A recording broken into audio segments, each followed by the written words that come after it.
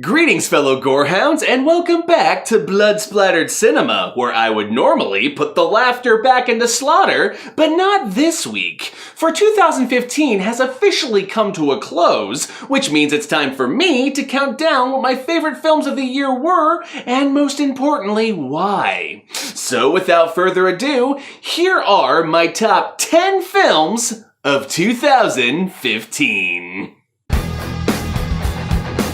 Number 10. Everly. 2015 was a great year for kick-ass heroines, but perhaps the most overlooked and, dare I say, underrated was Everly, which is a damn shame because she was absolutely one of my favorites. She's like a female John McClane, an every woman pushed to the edge and forced to defend herself, yet she's not built for action. She's vulnerable and making it up as she goes along, yet she still takes care of business despite all the blood and bruises. It's fucking awesome. But aside from her, what's also great is the movie itself is essentially the raid on Precinct Die Hard. 3 great tastes that go great together, especially on the holidays. So if you're looking for a stripped-down, hard-R action flick with a kick-ass leading lady and a bit of that Christmas ambiance, then Everly is a must-see. Number 9. American Ultra. American Ultra is without a doubt the most unique movie on this list. It's as if the Bourne Identity was blended with Pineapple Express, and yet the combination somehow resulted in a love story, and the most relatable one of the year at that. Because this isn't some romantic comedy about 2 middle-class urbanites who hate each other so much they must be in love. This is a stoner love story about 2 fuck-ups who truly care for one another, sometimes to a fault. It's refreshing, and I really rooted for their relationship because I honestly connected with them. But on top of that, American Ultra is also an ultra-violent dark comedy. A hopeful tale of love set inside a world of pain, despair, humor, and mean-spirited irony. It's a juxtaposition that turned a lot of critics off, but personally, I found exhilarating. In the end, though, you should really see for yourself because while it's certainly not for everybody, it's different. And sometimes different is good. Number 8. Turbo Kid.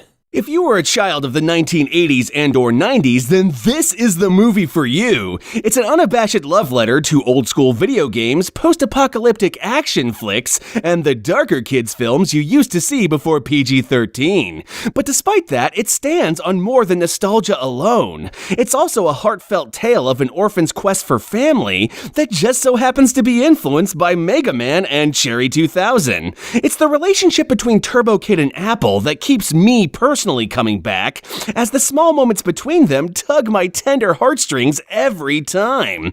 So if you like your over-the-top nostalgia trips with heavy doses of tear-jerking and a whole lot of blood, then kick it into high gear and ride out with Turbo Kid. And be sure to bring your gnome stick, cause I'm pretty sure you're gonna need it.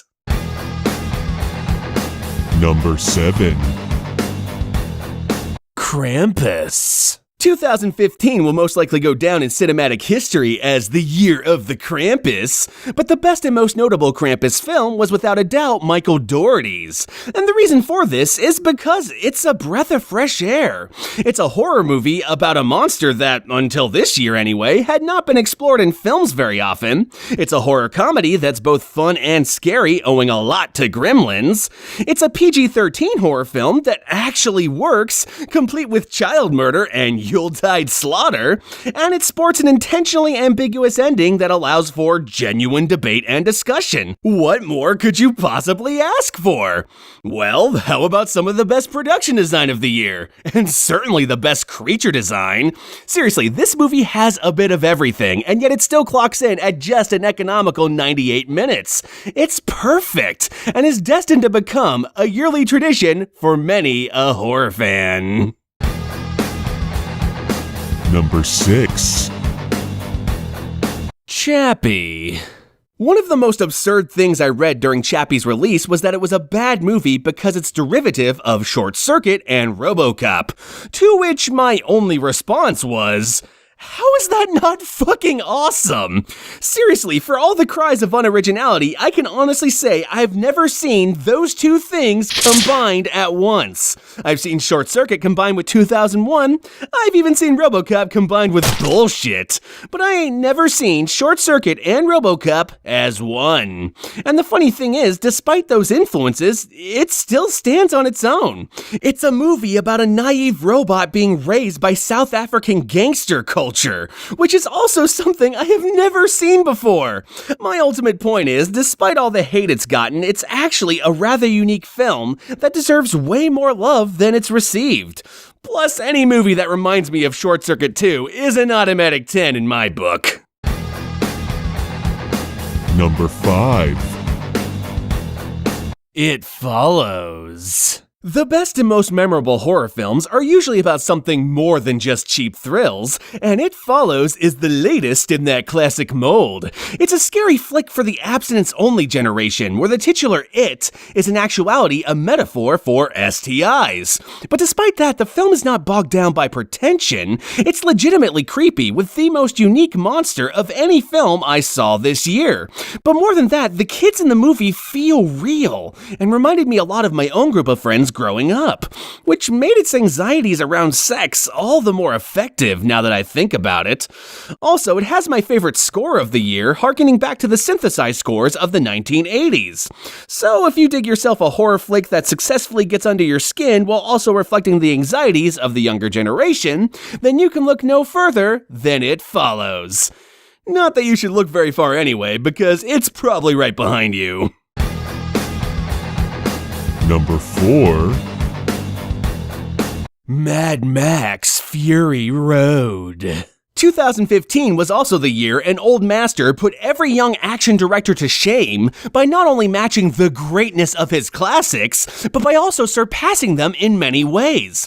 Mad Max Fury Road is simply the greatest action movie of the year, bar none, with the best stunts and the best set pieces, and the best mix of practical and digital effects outside of maybe Chappie. But even more than that, it also features a badass anti-hero that completely overshadowed the main hero himself. And I honestly didn't even think that was possible, because we're talking about Mad Max here, the badass to end all badasses. Yet the fact remains, Furiosa is legitimately up there with the likes of Mad Max and Snake Plissken, at least in terms of stoic badassery, but with even more layers so as to make her even more interesting. Simply put, she's fucking awesome, and I can't wait to see more of her in films to come. Just, ignore that shitty comic. That shit was balls. Number 3. The Green Inferno. It's no secret that I love myself a good Italian cannibal flick, so naturally I was excited when Eli Roth announced his addition to the subgenre. Thankfully, after much legal issues, it was finally released earlier this year, and holy fuck, it was everything I wanted and so much more. It's horrifying, it's darkly humorous, and it's pretty much the goriest thing in 2015, at least in theaters anyway. Plus, it's the perfect horror film for the SJW age. A film in which an activist's noble attempt to make the world a better place gets them inadvertently victimized by the very thing they were trying to protect.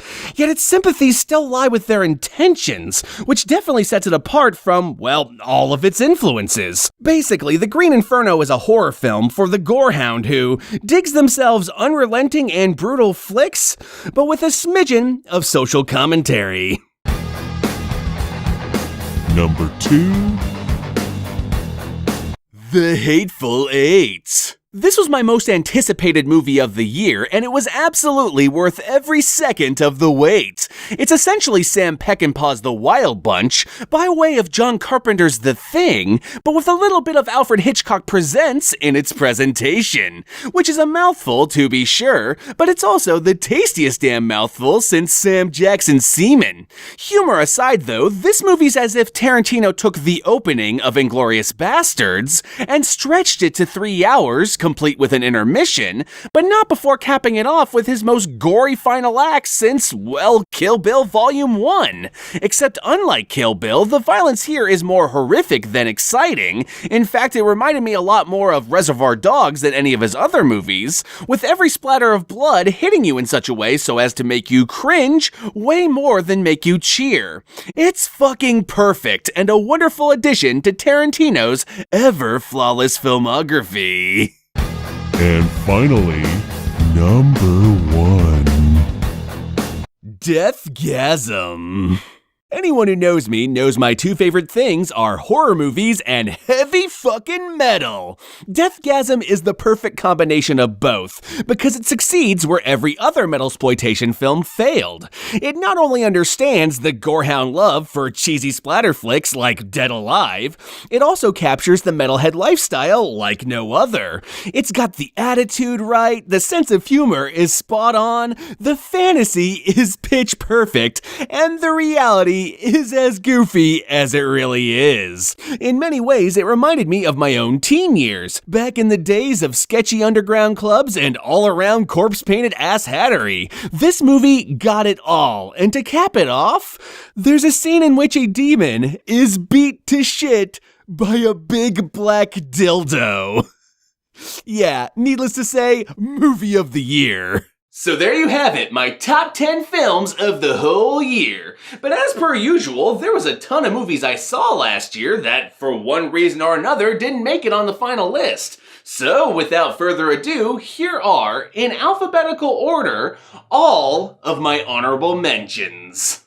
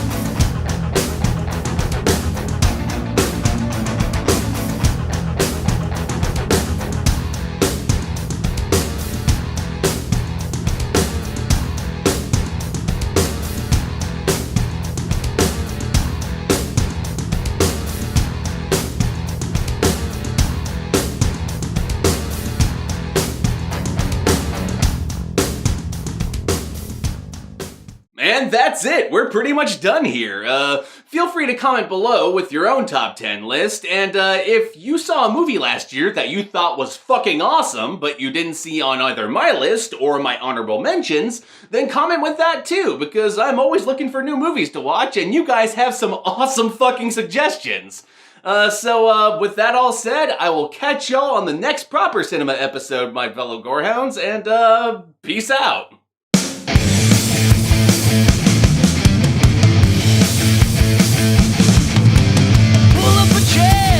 Deep in the crib, from a blood red chalice, you must take a sip.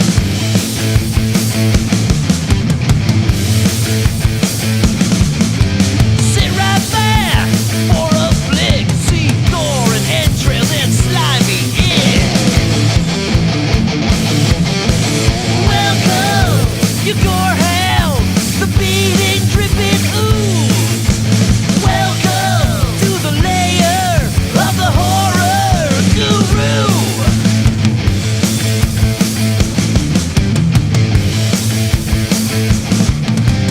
Watch real close, our heroes strive through dancing demons and cookies alive.